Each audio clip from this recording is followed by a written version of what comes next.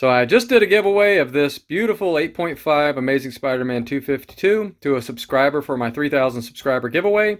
And I have to ship this all the way across the country, thousands of miles away. So how do I make sure it gets there safe? That's what this video is about. This is my quick process, the best one I've found so far. You can tailor it however you want, but the principles are going to be exactly the same. So let's get to it. So the first thing I do is I always add in a little bit of bonus. Whenever you sell or give away a comic, I recommend giving away a free raw book as well. Doesn't have to be anything valuable, but it adds an extra touch of class. I put a little thank you note, congrats and thanks, sign my name, just to let them know I care, and I took the extra time to let them know that I appreciate them.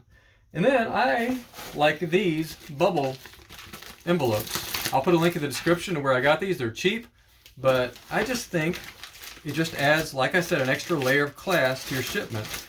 You care about your customers, your subscribers, whatever. I'll put a piece of painter's tape. That way they can easily get in here with a tab when the book comes, and they'll have a nice little surprise in there for them.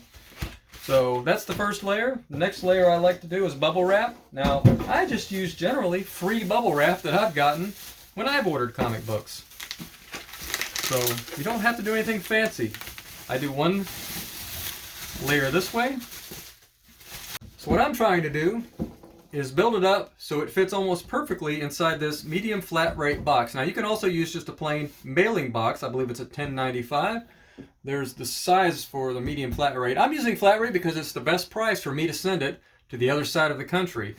There used to be a regional rate, but they did away with it. So sometimes if you're like 2 states over, just using a regular mailing box and going online, you can sometimes send a slab for like $10 or $12, whereas this is going to cost me about $17.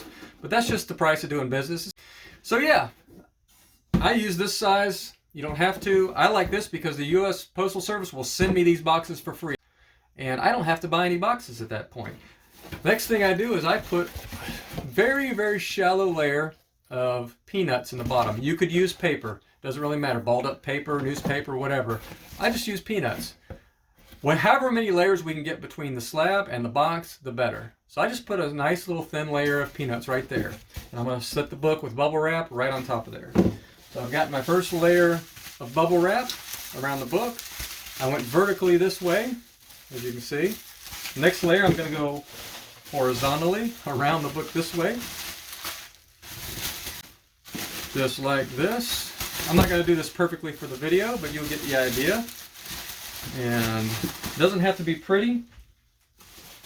People don't care about pretty. They care about getting their books without a big crack in it, right?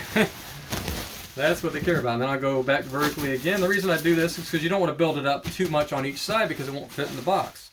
So we're getting there. I mean, I might need one more layer, but I'm going to check real quick and see. It fits just about perfectly in there now. There's no room much on the sides.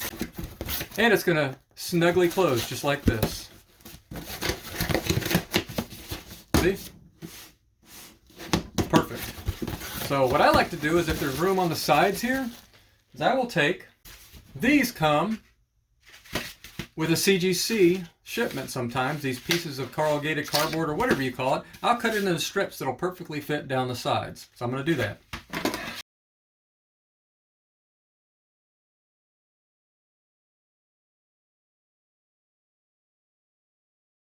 Once again, this does not have to be pretty. It just needs to be functional.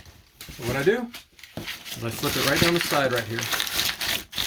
Generally on just one side is good enough, but it just makes this not move. There's no movement here once this book box is closed, and that's the most important thing.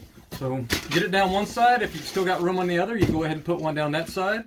Otherwise, I'm done. It's ready for a shipping label. I'll throw a piece of packing tape here to seal the sides.